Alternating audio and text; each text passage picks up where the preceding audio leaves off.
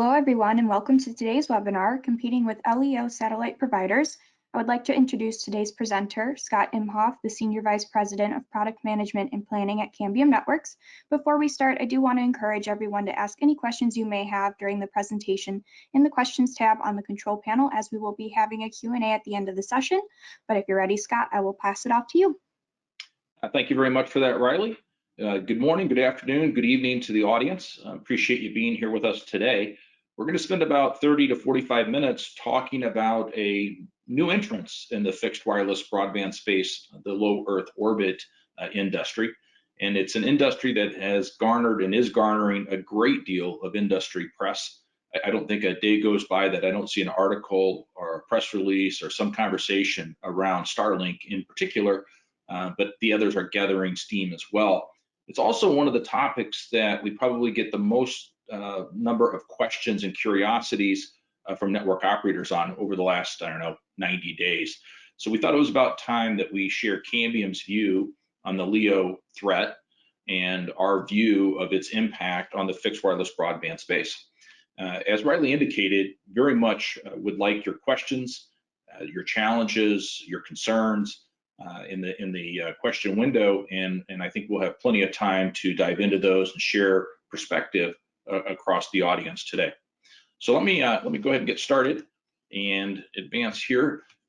This is a picture, high-level picture of what the battlefield looks like, if you will. And I realize it's oversimplification and perhaps doesn't fully apply to the geography that every one of the attendees represents. But I think it's a pretty good picture of what's going on at a macro level today. If you look at left to right, remote and rural markets, those have historically been the strongholds of the wireless internet service provider, the entrepreneur that started a business, maybe two guys, a dog in a garage, and 100 customers in their network. And many of those. I'm so sorry. Your slide is stuck on the first slide. The heads up. Let's see, what are we doing wrong here?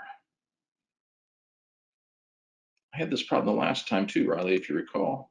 Yeah. So if I advance it. Yeah, it looks like we're just seeing your PowerPoint presentation. It's not in presentation mode. You know what? I am in presentation mode. Let me just try and. Oh, there you go.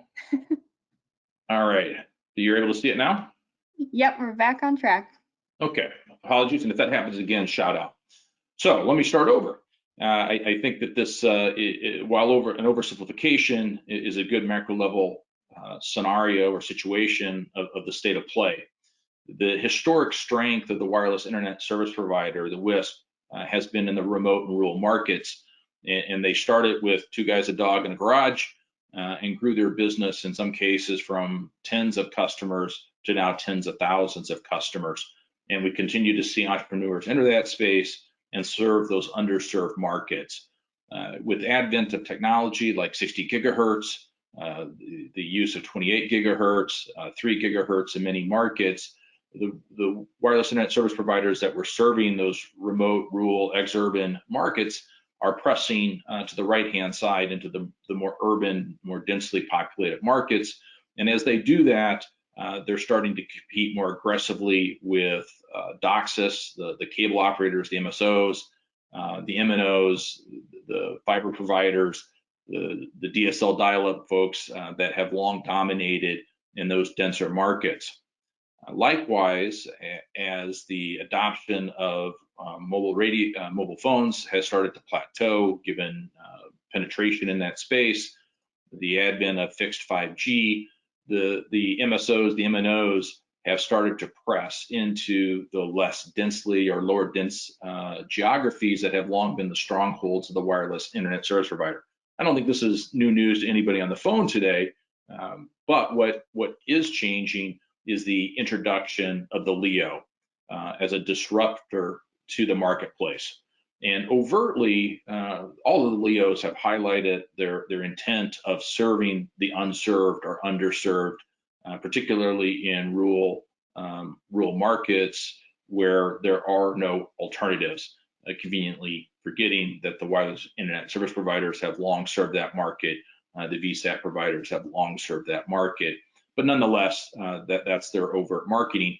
However, there's really no restrictions other than the spatial requirements of the earth stations, the subscribers, to preventing them from moving to the right, and we certainly see that. We certainly see interest from prospective subscribers in suburban and urban markets, and you'll see the LEOs move to the right as well. This is what the playing field looks like. And while the press has been dominated by Starlink, kind of a first to market, significant progress, the cult interest in Musk, they are real. And they certainly have well over 10,000 customers on their beta and pre-commercial launch.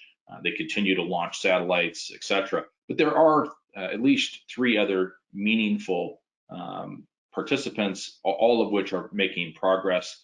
Telesat is moving forward. OneWeb is moving forward. And Project Kuiper, the Amazon exercise, is moving forward as well. So while Starlink is the darling of the stage at the moment, I think you'll see a progression of Telesat, OneWeb, and Project Kuiper moving forward. And there's a tremendous amount of investment behind all 4 of these entities. Let's take a look at what Starlink looks like and apply that to, I'll say, the financial implications of service providers around the world. Recently, Starlink has reaffirmed their position of one price. In today, the commercial price is $99 US per month, and they've reaffirmed a commitment to kind of holding a single price rather than looking to bifurcate it at different levels. I suspect the backdrop of that is the limited number of subscribers that they're able to manufacture, the customers that they can reach, serving really those that are unserved and looking for an alternative, and they can maximize their average revenue per user by holding that single price. It's also important to recognize that there's a pretty significant upfront cost for each subscriber as well. The advertised price for the station is $499 plus tax and shipping, which can lift that price to upwards of $750, if not over. Now, that one-time price assumes a self-install. And while the early adopters, for the most part, were technically proficient, one might question whether the broad market, the broad targeted subscriber base will in fact be able to handle their own installation. I suspect not. And downstream, you'll see Starlink and the other LEOs taking advantage of agents to handle installation and commissioning, similar to, by example, the Dish and the other media providers. And you can expect an additional $250 US-ish on the installation costs. The advertised download speeds are reasonable and certainly pretty impressive. I don't think, at least in the near term, capacity is going to be a challenge for them, particularly as I think we all understand the average household actual need for speed is well below 100 megabits per second. We have a sidebar exercise underway doing some modeling on actual utilization on various types of households by application, and we're struggling to push typical above 25 Mbps for a whole host of applications. But nonetheless, they can certainly deliver download speeds that are going to be attractive to the target audience. And there's been a lot of discussion around latency. The 39 milliseconds is an average of 168 surveyed beta customers. And while not ideal and certainly greater than what we typically see in our fixed wireless broadband networks at 5 milliseconds-ish, it's certainly viable and viable for the vast majority of application that it's going to be used on. But the point being is it's real, it works, and it's going to serve a target audience. Now, if you happen to be one of those traditional VSAT providers, you're probably getting a little concerned about what Starlink and the other LEOs are going to be able to do in terms of disrupting your existing installed base. And while they may have an advantage on strike price at the moment. The overall performance and latency improvements that Starlink is going to bring is just tremendous and maybe difficult for the traditional VSAT providers to overcome, and we'll see how that plays out. And I realize that this data will vary from country to country, but just using the US as a reference point, the average cost for internet service in the US is approximately $65. The average speed is about $57, and the latency is 1 millisecond. That's principally driven by the wired networks versus the fixed wireless networks. So, there's some trade-offs there, primarily around strike price. And we're going to come back to that in just a moment. And realization that the LEOs may be able to offer a headline data rate superior to what's on average in the US. I think there's an opportunity there to clearly trade off practical data rate, needed data rate with strike price, and we'll come around to that as well. And while the existing traditional networks have superior latency, one might question whether that's what you really want to hang your hat on when competing. So what I really like the network operators that are on in the audience today to ask themselves a brutally honest question and brutally answer it honestly is how does your network stack up? We'll come back to that. So let me drill a little bit further into another survey. This was conducted probably about 8 weeks ago, and it was surveyed 500 households. So again, US centric, take it with a grain of salt on a worldwide basis, but probably reflective. There is a fairly decent population of existing VSAT users, and 64% of those said, hey, yeah, we'd be willing to change. If they're already using satellite service, why not consider an alternative that prospectively offers superior service, as you saw in the previous chart? Not a surprise there. Here, 44% said if they were given an option to distribute the cost of that installation, and here just using $499, not the full $750-ish, they would increase their probability of considering the service. And that's a really important data point that we're going to come back to. And not surprising, given a perception that bigger is better, that you'd have a high percentage that said, yeah, if I got significantly faster service, I'd be really willing to pay more for that service. So all in all, and this is just 3 responses to the more comprehensive survey that I'd encourage you to take a look at, a pretty positive outlook for the LEO industry. But my question is it? And maybe rhetorically, how can you use this data to better compete with that forthcoming LEO surge? Well, if 44% of the people are saying, I might consider it if they did something about the installation cost, what they're really saying is, I'm unlikely to advance with that cost of installation, meaning that that's a barrier to their adoption of Starlink.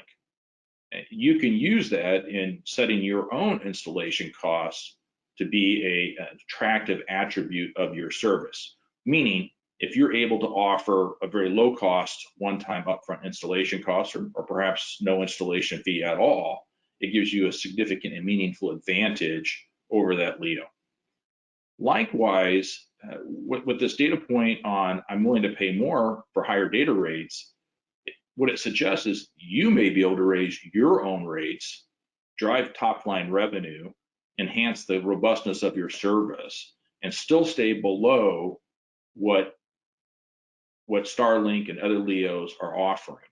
It gives you the opportunity to suggest that there's some sensitivity, some elasticity in the pricing for services today that you might be able to take advantage of. Now, there are some challenges for the LEOs. It's not all a bed of roses. Starlink has about 1,600 satellites up. They're aggressively pushing flights out at 1 or 2 flights a month. Each flight roughly 60 satellites. So they're expanding, but they've got a long way to go. there's an opportunity for you to prepare and be in a position of strength as their go-to-market commercial efforts accelerate here in the coming months. There's also an inherent limitation on Starlink specifically, current ability to serve the US market. And that's estimated at approximately 1 million subscribers, which seems like a lot, but then take into consideration, per the FCC, there's approximately 24 million households today that don't have broadband access that would in fact like broadband access. So there's a pretty healthy market still available in the US for underserved, unserved markets that you can go after.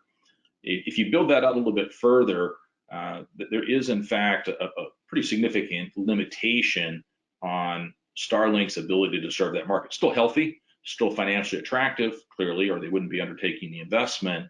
But it's not going to solve all problems. It's not going to capture the entirety of the market.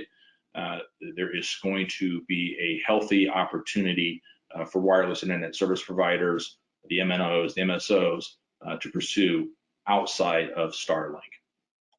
All right, more broadly, the LEO industry requires significant capital investment, right? Out of curiosity, I went ahead and registered. I paid my $100.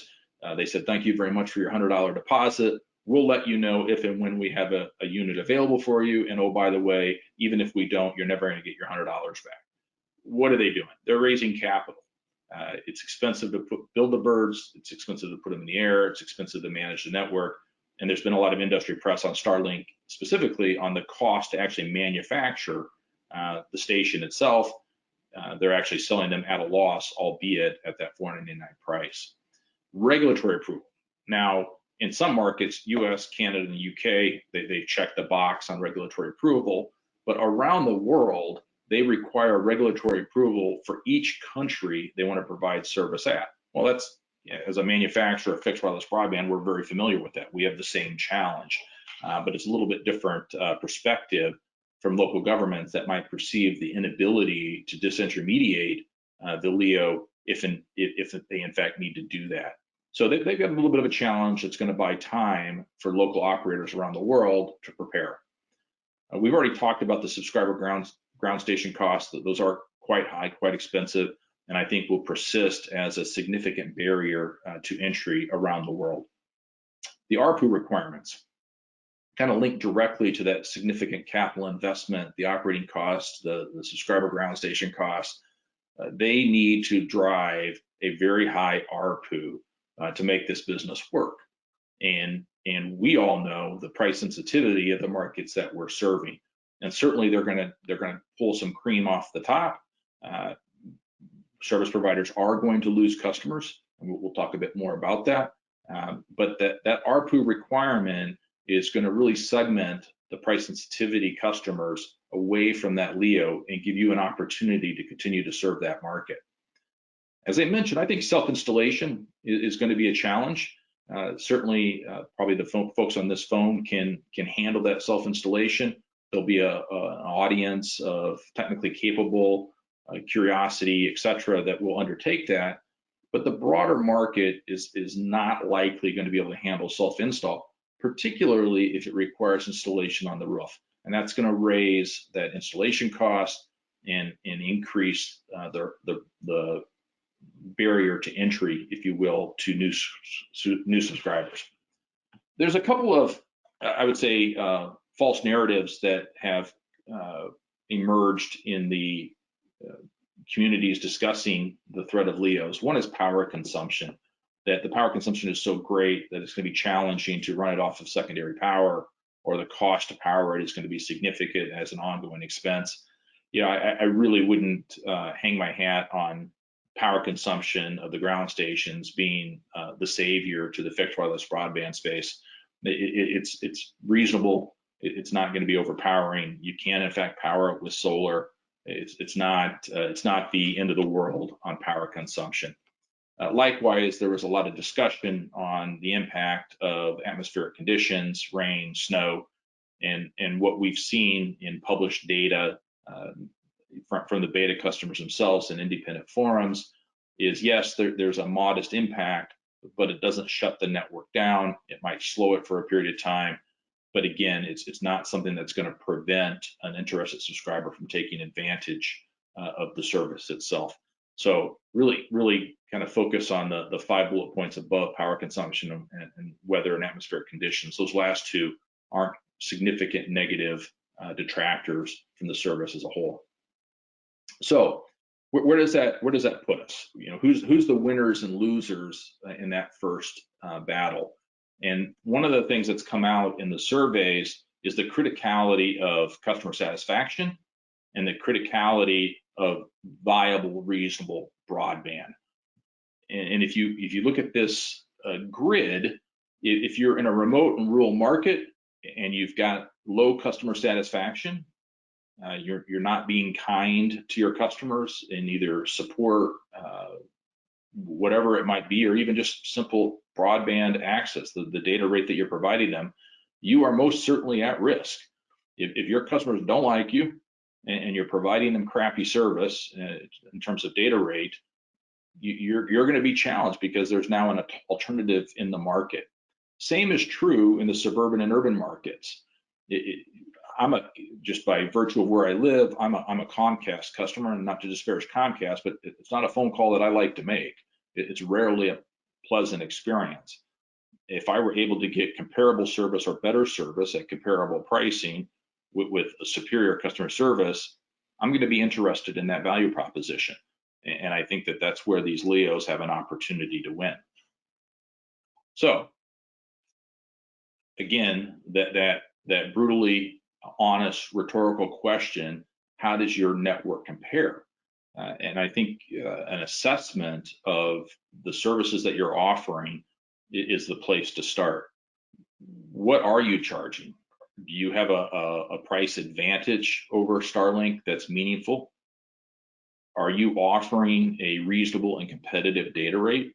If you're, and there may be some service providers on the line here that still have canopy radios, PMP 100 deployed in their network. They're deploying a 5 megabit per second service, and they're able to do that at a X price per month because they're the only option that exists. And the service provider has been able to do that for an extended period of time because, frankly, there's no competition. They've got the proverbial cash cow at work. Well, Starlink is going to offer an alternative, and you will lose that customer. And while you've been able to defer capital investment to build out that network and lift the service to those customers, you're going to have to make a difficult decision whether you abandon that customer or simply forfeit that customer to LEO, or do you make the capital investment to improve your network infrastructure and provide a higher data rate and superior service to your customer? That's the bottom line. I don't think in general fixed wireless broadband has a latency challenge. I think we're generally in pretty good shape there. In terms of capturing net new customers, as I mentioned earlier, you do have the opportunity to set yourself apart on that installation cost up front. And that's something that you ought to be taking a look at. So what actions do you take? Well, first, I think you need to decide what are you going to be? Are you going to be a price leader? Meaning Starlink and others are going to have a ARPU of $100 per month. I need to be meaningfully below that in order to compete. Maybe I'm not going to offer 100 megabit per second service. That's fine, but I'm going to offer it at $50 a month, and I'm going to educate my customers that they don't need 100 megabits per second, and Cambium is preparing some tools and resources to help you do that. But I'm going to be a price leader in the market, and that's how I'm going to compete with the low Earth orbit competitors. Or perhaps you're going to be a performance leader. Perhaps you're going to step up and offer 100 megabit per second or greater data service, and you're going to offer that at a compelling price point relative to the LEO. Or maybe you're going to be the one-stop shop. Maybe you are simply going to provide superior customer service. You're going to handle the installation. You're going to provide 24/7 human customer support. You're going to offer committed commercial service level agreements to your customer. You're going to give them the warm and fuzzy, and that's how you're going to compete with Starlink. The point is, you need to really understand who you're going to be with the new disruptive competitor coming into the marketplace and how you're going to position yourself against them. If you don't do that and you have inferior service plans and you have non-competitive price points on a dollar per bit per basis, those customers are certainly going to be at risk. So don't forget, get there first. In some respects, this is a land grab. If you've been looking at geographic coverage that has insufficient service today from you or others, can you get to that customer before Starlink does? And going back to the earlier data, they're still building out their fleet. It's going to take them a while to get there. They've got to get to commercial service. So can you lock in that customer before they can? Take a look at your geography and make some strategic plans to do so.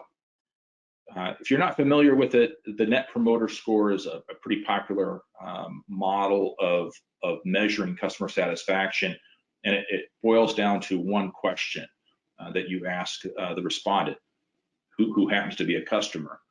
Are you willing to recommend the service that you receive from XYZ? Paraphrasing. And the respondent scores it from a 1 to 10. Whether you use Net Promoter Score or some other measure, what is your customer's level of satisfaction with you from a customer service standpoint? Do they like you? Do they like the service that they're receiving? Do you support them adequately? That's going to be an influencing decision maker on existing customers as they explore alternatives. Last but not least, lost my screen. Are you able to see that Riley? Let me get back. Yeah, we're looking at your PowerPoint. Oh. Well, I need driving lessons, I guess. So the last piece is be local. Many of our service providers around the world are local. They're in the community. Their installation teams are in the community. Their offices are in the community. You're participating in community events. Be proud of that local presence and promote that local presence. For a good portion of your target audience, that's going to appeal to them, and it'll be an influencing factor. So in summary, what I would suggest is have a competitive service plan. Can you offer data rates, perhaps not at 100 megabits per second?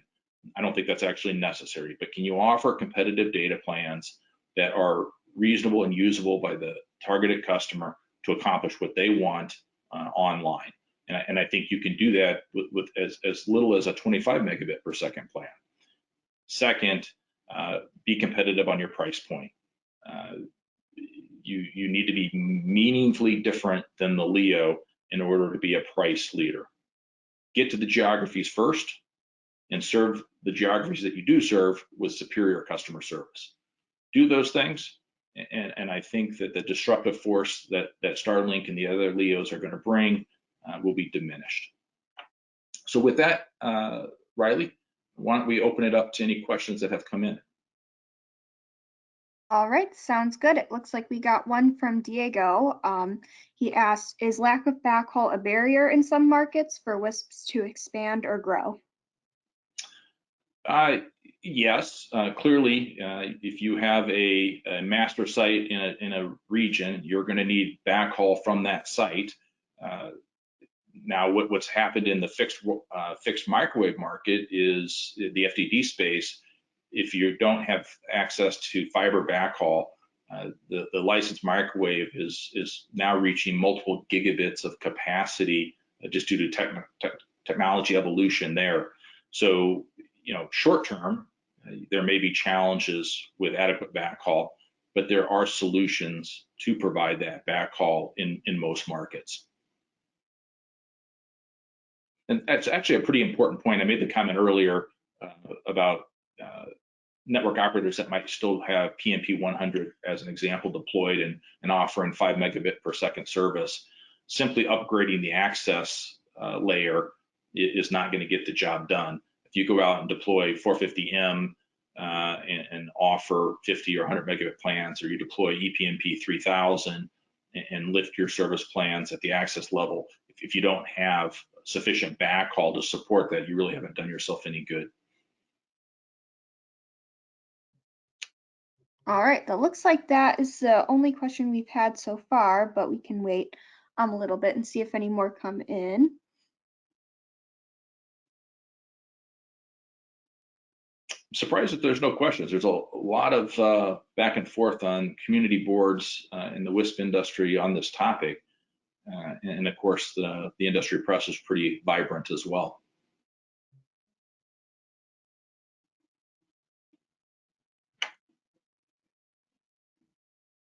All right, Dan asked, if you could please talk about the network infrastructure that is required to compete with Starlink at 100 megabytes per second.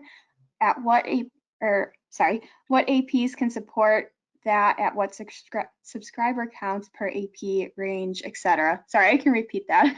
Yeah. No, I get it. It's what infrastructure is required. If you wanted to offer 100 megabit per second aggregate data rate, what infrastructure is required to actually support that? And they touched on a couple of variables, the subscriber density per AP. One not mentioned that's pretty relevant is the oversubscription rate associated with that. We actually have a capacity modeling tool that will help answer that question based on the various variables that go into it. What I would suggest is reach out to your Cambium Networks representative and ask to get access to that capacity modeling tool, and that will allow you really to assess what's required in a specific area to do that. CN Heat, which is highlighted here on the left-hand side, is a tool that uses LiDAR data to do pretty accurate coverage modeling, which is a pretty attractive resource to evaluate greenfield and even brownfield deployments of fixed wireless broadband. It gives you a sense of what addresses you can reach and at what performance level you'll be able to reach them. And then that, in conjunction with the capacity planner, would allow you to plan a site to support, n number of plans. What I would say, and just to emphasize this a bit, while Earthlink is promoting 100 megabit per second service, it's really best effort. They're not guaranteeing 100 megabit per second service. They're just saying we can do up to. And I would also suggest that 100 megabits per second is not required. I think we all know that. And we are producing some tools to demonstrate that in a more tangible fashion to the end customers. Why does 100 megabit become the magic number? Well, you can go back in time a little bit, and it really started with the cable companies, the DOCSIS operators, and they recognized that the actual utilization was well below 100 Mbps. They could technically offer it, and their oversubscription rates could be very high, and their most significant competitor at the time, DSL, VDSL, couldn't remotely come close to it. So it was from a marketing standpoint, brilliant. They could set a threshold that they could easily achieve, knowing that the vast majority of the market would never actually exercise it, and their competitor couldn't do it. So why not offer that? Now I'm talking residential here, obviously, and enterprise is a completely different story. What I've seen some operators do, which I think is pretty slick, and actually what we're doing in terms of modeling actual utilization, is to not advertise data rate plans, but rather advertise what I would call lifestyle plans. And by example, and I'm just doing this off the top of my head, if your household, they'd have a plan for a household of 2 adults, and they would describe, one work from home, one work out of home, cable TV subscribers, or maybe they're streaming customers, but basically paint a lifestyle of that home and what's the right plan. And then maybe their middle plan, so rather than the metals plan of silver, gold, platinum, they do a 2-adult household, a 2-adult 2-child household, and a blended family of 8. Right? Those are their 3 plans, and they model out what the typical utilization within that household is in terms of applications and use, not in terms of bits per second per hertz. And that seems to work quite well because the typical consumer can align better to a service plan that describes their use rather than this esoteric 100 megabits per second. If you get into the 100 megabits per second, it becomes a bigger is better debate, and that's often difficult to compete against. So I'm not, just to be clear, I'm not arguing that you should offer a 100 megabit service to compete with the LEOs. I'm just saying that I'm suggesting that you offer a data rate plan that's compelling for the use of the targeted customer base. All right, Jeremy is asking if you can address subscriber spectral density. How much frequency reuse do we expect Starlink to exploit? That I can't. That data has actually been published by a couple of the studies that I referenced in the presentation, but I can't tell you off the top of my head. All right, and Jessica is asking, how important do you see the 6 gigahertz band being for longer term competition with Starlink and the LEOs? Any idea on how Starlink is going to make use of the V-band? Physics make that seem very challenging. Yeah, so the first question, we're really excited about 6 gigahertz. We've been doing, development is well underway on both our PNP 450 and our EPNP platform to support 6 gigahertz. But the fact that you can support very wide channels, the fact that you can bond, we will be able to bond those channels, we can support higher orders of multi-user MIMO. 6 gigahertz not only is it going to allow our service providers to compete with LEOs and certainly offer 100 megabit plans, we anticipate the ability to support gigabit types of capacity with 6 gigahertz. So in my mind, 6 gigahertz is a game changer where it's going to be available. Now, we've got folks on the line here from all over the world. The FCC has moved aggressively to open up 6 gigahertz, not only for indoor use, but for outdoor use. That isn't necessarily true around the world. So for example, ETSI and the EU, the rules that they're currently marching to, really, while 6 gigahertz can be used outdoors, the power limitations that they're putting on it really make it economically unattractive for outdoor. So there's work to be done to open it up in the EU for outdoor use. So it varies around the world, but where it is available, where the power limits are reasonable, it is a game changer for fixed wireless broadband in our mind. Okay, Jeff is wondering what frequencies Starlink is using. I know they're fighting for 12 gigahertz, and I can't tell you off the top of my head what they are using today. But it's public information. You can certainly research that online and pull that. FCC or your local regulatory body can also highlight that. Kyle is wondering if there are plans to increase the throughput of the AP platform via fiber or upgrades in the soft/firmware. We have fiber connections at several sites, but are still running into the problem of our 450i and 450m radios capping out. So yes, I think going forward, fiber will be a default inclusion on all of our access point platforms. So I wouldn't expect us to move away from that, other than in maybe niche solutions like the MicroPop platform. So I could see maybe some niche applications that wouldn't support a fiber interface, but I would expect it. We do continue to innovate on firmware development. Since you mentioned 450M specifically, the intermediate modulation modes that's being introduced has had a pretty profound effect on aggregate capacity on the 450i and the 450M. So just as a practical example, if you're not familiar with intermediate modulation modes, that would be one I would take a look at and see how that will positively impact your existing deployments. But yes, we're very sensitive to more bits per second is necessary on these platforms to lift data rates and maybe even more importantly, support a higher density of subscriber radios per sector. that all goes to total cost of ownership.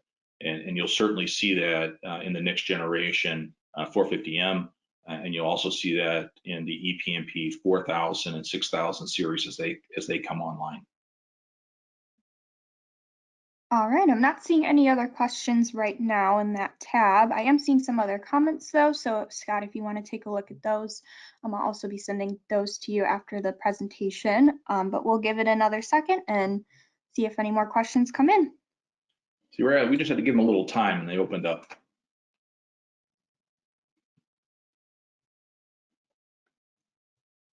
All right. Well, if there's no other questions, Riley, I suggest we bring this to close, and I very much appreciate everybody's participation and the questions that came in. Thank you very much. All right, thank you so much, Scott, and thank you everyone for joining. We will be sending out a recording of this presentation as well as the slides to everyone that attended this webinar, so be on the lookout for that. But until then, enjoy the rest of your day. Thanks.